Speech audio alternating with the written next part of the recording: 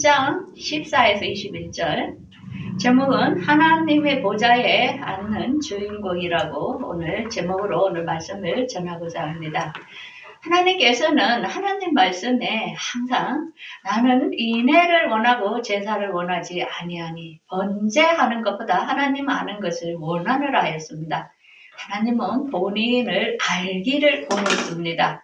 그 정도로 우리가 안다는 게 너무나 중요하지요.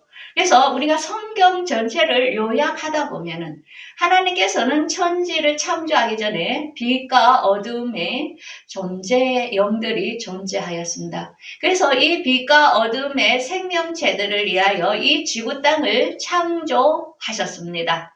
그러고 나서 하나님께서는 이 지구 땅에 사람들에게 하지 말라는 게 있었는데 그게 선악과 나무와 생명나무의 열매에서 아담이 선악과를 선택함으로 하나님의 법을 어기면서 우리 인간에게는 인간 스스로 죄를 구원받을 수 없었는데 그래서 그게 죄가 율법의 행위로는 구원을 얻을 수 없고 예수 그리스도로 말미암아 우리가 구원 얻는 길을 이 땅에 허락하셨습니다. 그래서 지금까지는 우리가 복음의 시대로 2000년의 시간이 흘렀습니다.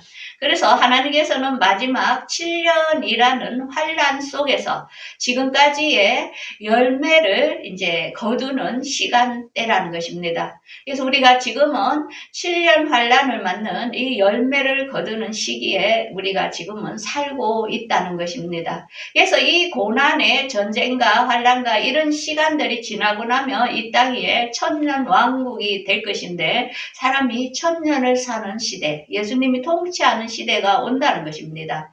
그러고 나서 새하늘과 새 땅은 영원한 천국입니다. 그때는 부활체로서 우리가 육체와 또 영과 함께 가지는 죽지도 않는 영원한 세계가 새하늘과 새 땅입니다. 그래서 오늘의 설교는 이 새하늘과 새 땅에 누가 들어갈 것인가? 어떤 사람이 이곳에 해당되는가에 대하여 새하늘과 새 땅에 대하여 오늘 말씀을 전하고자 합니다. 지금 우리 한국의 문제들은 저출산과 고령화, 일자리가 없고 또한 이런 복지를 많이 필요로 하는 현실에 우리가 살고 있습니다. 그러면서 이 동성애의 합법화로 인하여 많은 나라들이 지금 동성애를 하고 있죠. 빨간 데 보면은 이 동성애를 허락하는 나라들이 나오죠.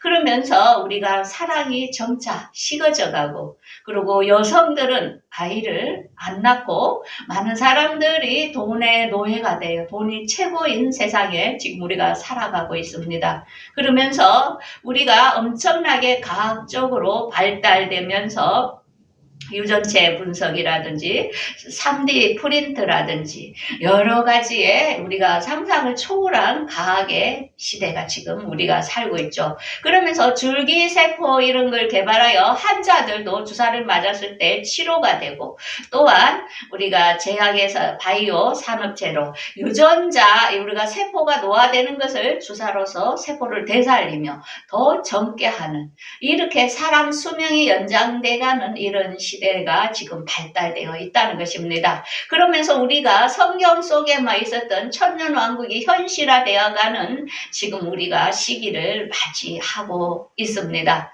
그런데 교회는 어떻습니까? 우리가 처음에 예수님을 믿을 때는 예수를 믿는다는 거 있나요? 핍박함으로 어떤 카타콤 같은 데 숨어서 기독교인들이 그 신앙을 유지하는 그런 시대가 있었습니다. 그런데 종교가 자유화되면서 그때부터 종교는 무한하게 세력이 확장되었고 오늘날은 대형교회로 비롯하여 교회에 많은 사람들이 모여서 예배를 합니다. 그런데 이 현실의 문제점이 뭡니까? 교회는 물질적으로 풍부해지면서 영적으로는 심각하게 무지하고 하나님과 재물을 같이 섬기는 그런 세속적인 종교 행위를 하는 교회로 지금 변화됐다는 것입니다. 그래서 항상 편안하다, 안전하다 하면서 진리의 말씀은 알지 못하고 그냥 종교 행위에 불과한 종교 지식을 넣는 지금의 현실의 상태라는 것입니다. 우리 하나님께서는 이 모든 것을 아시고 BC AD 우리가 그 사도 바울이 계시를 사도 요한이 계시를 받을 때 이 아시아 교회의 7교회에 대하여 요한계시록을 저술할 때에 라오디게아 대하여 이제 그 편지를 쓴 내용입니다. 그래서 이 라오디게아 교회가 지금의 현실과 얼마나 비슷한지 우리들이 깨어날 수 있도록 하나님께서는 오늘 본문을 통하여 알려줍니다. 그 당시에 라오디게아 교회는 상업과 농업이 발달됐고 은행들이 발달되어 굉장히 부를 누리고 사는 교회입니다.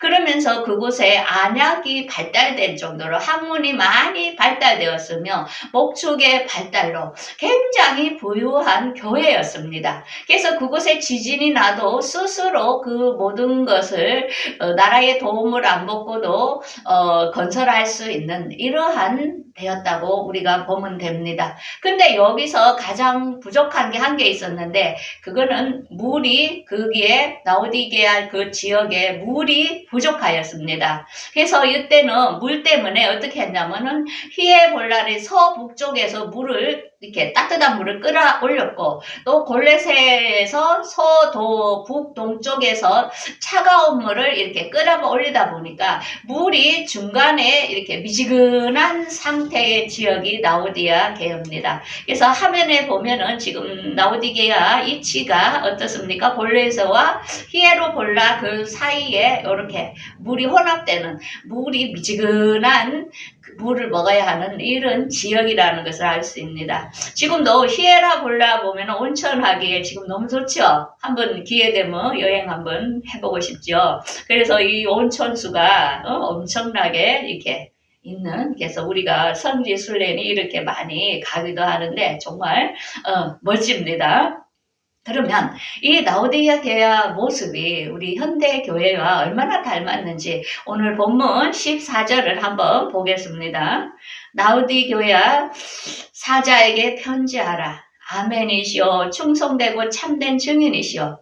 하나님의 창조의 근본이신 이가 이르시되 내가 내 행위를 아노니 내가 차지도 아니하고 더럽지도 아니하도다. 내가 차든지 더럽든지 하기를 원하노라. 내가 이같이 미지근하여 더럽지도 아니하고 차지도 아니하니 내 입에서 너를 토하여 내치리라. 그러니까 그 교회 상태도 미지근하고 그 지역의 물도 미지근하고 이렇게 우리 하나님께서는 굉장히 이렇게 비유를 많이 이렇게 썼습니다. 그러면서 그들이 스스로 어떻게 하냐면은 말하기를 우리는 부자라 부족한 것이 없다. 권고한 것이 없다. 그렇지만은 가난한 것과 눈먼 것과 벌거벗은 것을 그들이 알지 못합니다. 우리도 어떻습니까? 좀 물질적으로 잘 사는 사람 보면 나는 진짜 부족한 게 없다 하면서 되게 교만하고 또 교회도 그렇죠. 대형교회 큰데 돈이 많이 있는 교회는 우리 부자 교회야. 우리 너무 좋은 교회야. 이러면서 그 속에는 진정한 말씀이 없이 종교 행위만 하고 있는 현실의 상태를 우리에게 보여주고 있는 것입니다. 그래서 하나님께서는 18절에 이렇게 권면합니다. 내가 너를 내 권하노니 불로 연단한 금을 사서 부유하게 하고 흰 옷을 사서 입어 벌거벗은 수치를 보이지 않게 하고 안약을 사서 눈에 발라라. 그래서 내가 사랑하는 자를 책망하여 징계하노니 그러므로 내가 열심을 내라 회개하라. 이렇게 말씀합니다. 이 뜻은 뭐냐면은 금을 사라. 이거는 뭐냐? 말씀을 사라는 것입니다. 우리가 그 요한복음에 보면은 6 항아리에 우리 주님께서 물을 부어 떠서 그게 물이 포도주가 된 것처럼 우리가 우리 안에 말씀으로 가득한 가득 채워질 때에 우리가 변화되어 혼인잔치에 참여할 수 있는 신부로 변화된다는 것입니다. 그래서 우리의 몸은 성전이기 때문에 우리 육도 거룩하게 해야 할 필요가 있다는 것입니다. 그래서 우리 안에 있는 오만 찌꺼기를 하나님께서는 회개하여 우리 몸도 거룩한 자가 되기를 원한다는 것입니다. 우리 몸이 성전이기 때문에. 그런데 영은 불면서를 주장하는 사람들은 영은 거룩하지만 육은 괜찮다, 죽고 썩어 없어지기 때문에 하면서 육체로 죄를 짓는 사람들이 많은데, 우리는 영과 육이 같이 부활돼야 돼. 거룩한 자기 때문에 육도 깨끗하게 경건한 삶을 살아야 된다는 것입니다. 그러면서 그 영적으로 무진 영의 눈을 떠라 이렇게 이야기합니다. 영의 눈은 뭡니까? 성령님을 모시고 성령의 감동함을 입고 성령님을 의뢰하면서 살아가는 거예요. 시대를 분별할 수 있는 영적 눈을 뜨기를 바라는 마음이죠. 자, 지금 우리가 영적인 눈을 뜬 사람들은 지금 시대가 보일 것입니다. 지금 전쟁이 지금 계속 곳곳에서 확장되어 가고 있습니다. 그 다음에 우리가 전염병은 없어지지 않고 자꾸 일어나고 있죠. 그러면서 사람들은 어떻습니까? 쾌락을 사랑하는 것을 하나님 사랑하는 것보다 더 좋아하고 동성애끼리 결혼을 하기도 하고 이렇죠. 그래서 우리 주님께서는 디모데후서 3장 1절에서 5절에 분명히 이렇게 말씀했죠. 너는 이것을 알라. 말세에 고통하는 때가 이르르니 사람들이 자기를 사랑하고 돈을 사랑하고 자랑하며 교만하며 비방하며 부모를 거역하며 감사하지 아니하며 거룩하지 아니하며 무정하며 원통함을 풀지 않고 쾌락 사랑하기를 하나님 사랑하는 것보다 더한다. 여러분들 나는 여기에 몇 개가 속할 것 같습니까? 우리가 이렇게 죄악으로 난무한 시대에 우리가 산다는 게 우리도 같이 힘이 든다는 것입니다. 그런데 이러한 시대에서 영적으로 눈이 연 사람들 어떻습니까? 볼저다 내가 문 밖에 서서 두드리노니 누구든지 내 음성을 듣고 문을 열면 내가 그에게로 들어가 그로 더불어 먹고 그는 나로 더불어 먹으리라. 영어의 눈이 뜬 사람들은 주님께서 오시면서 우리에게 놓고 하시는 소리가 들린다는 것입니다. 그래서 주님 어서 오십시오. 주님 공중 재림하실 것을 맞이할 신부들이 있다는 것입니다. 그래서 주님께서는 이렇게 낮과 어둠을 나눠놨습니다. 빛의 자녀들은 형제들아 너희는 어둠에 있지 아니하며 그날이 도적같이 너희에게 임하지 못하리니 너희는 빛의 아들이요 낮의 아들이라. 우리가 밤이나 어둠에 속하지 아니하니. 뭐랬습니까? 분명히 빛과 어둠의 자녀가 분류되어 있습니다. 그래서 제가 아무리 설교해도 어둠에 속한 사람은 주님이 오신다면 무슨 뚱뚱지 같은 소리냐 하면서 거역하는 사람이 있지만, 성령께서 감동을 입고 성령의 눈이 뜬 사람들은 하나님의 말씀이 보이며 시대를 분별하는 지혜가 있다는 것입니다. 왜? 하나님께서는 우리를 사랑하기 때문에 그의 비밀을 다 알려주신다는 것입니다. 그래서 우리 주님은 이 마지막 소원이 무엇이냐? 내 아버지의 뜻은 아들을 보고 믿는 자마다 영생을 얻는 이것이니 마지막 날에 내가 이를 다시 살리리라. 우리 주님은 너무나 소원이 있어요. 지금까지 내가 십자가에 죽으셨고 또 내가 다시 온다고 약속했는데 내 말을 믿고 나를 기다리는 자가 누구냐? 내가 그들과 함께하고 싶다 하는 그의 간절한 소원입니다. 우리가 자녀를 낳는 이유가 뭡니까? 같이 살고 같이 하고 같이 기쁨과 괴로움도 같이 나누기 위하여 자녀를 낳는 거 아닙니까? 주님도 이 세상을 창조하면서 지금까지 이것을 이루기 위하여 이 세상을 지금까지 기다리고 인내하고 계셨다는 것입니다. 그런데 열매가 다 틀린데 이 마지막 때에 누가 주님의 말씀을 알고 주님을 이해함으로 이게 동참할 것인가 하면서 우리 주님은 공중에서 우리를 맞이할 준비를 하고 있다는 것입니다. 그래서 주님께서는 분명히 우리들에게 약속했습니다. 21절에 이기는 그에게는 내가 내 보좌에 함께 앉게 하여 주기를 내가 이기고 내 아버지 보좌에 앉는 것 같이 하리라. 주님의 보좌에 우리를 앉혀 주시겠다는 것입니다.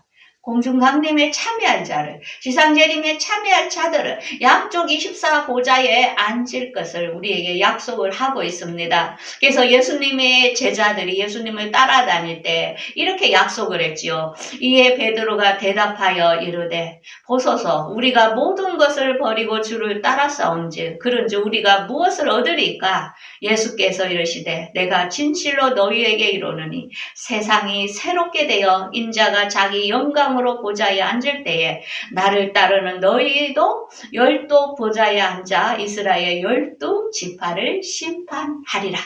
자, 여기서 사도의 보좌, 보좌가 양쪽으로 있죠. 12보좌, 12보좌. 사도들의 보좌와 이스라엘 12지파의 보좌가 다르다는 것입니다. 그래서 사도들은 이스라엘 12지파를 심판하는 권세. 그래서 천국은 그 계급이 같지 않다는 것을 우리에게 보여줬습니다. 복음을 위하여 예수의 말씀을 믿고 헌신한 사람에게는 왕의 신분으로 그들은 그 종들을 다스리는 권세에 들어간다는 것입니다. 그래서 우리가 인간적인 생각으로 화면에 있는 그림으로 보면은 이해할 수 없지만 양쪽 분류가 있다는 것을 분명히 알아야 됩니다. 그래서 새하늘과 새 땅에는 나눠져 있다는 것.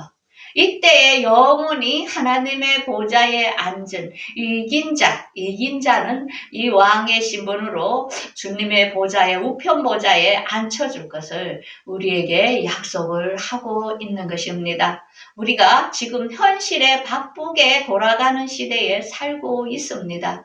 그렇지만 우리가 이 하나님의 말씀을 아는 데에 우리가 소홀히 하면 안 된다는 것입니다. 우리의 인생이 이 100년이라는 시간에서 모든 게 결정이 난다는 것입니다. 이것이 다시 반복이 되지 않기 때문에 여러분들이 이 시간이 영원하지 않다는 것을 깨닫고 정말 이기는 자가 되어 하나님의 그 12보좌, 우편 보좌에 앉는 그런 자가 나오면 좋겠죠. 그렇지만은 안타깝게도 좌편 보좌에 앉을 자도 있다는 것입니다. 그들은 예수님의 공중강림을 믿지 않는 사람들. 그래서 속죄들 들어가서 환란을 통과한 다음에 지상재림하는 주님을 맞이할 사람들은 그것에 해당되고 또한 거기서 딸려 들어가 이 땅에서 산 사람들, 천년왕국에서 거둘 사람들은 백성의 신분으로 그 계열이 틀리다는 것을 우리에게 분명히 알고 줬지만 우리는 지금까지 주목급이 시기로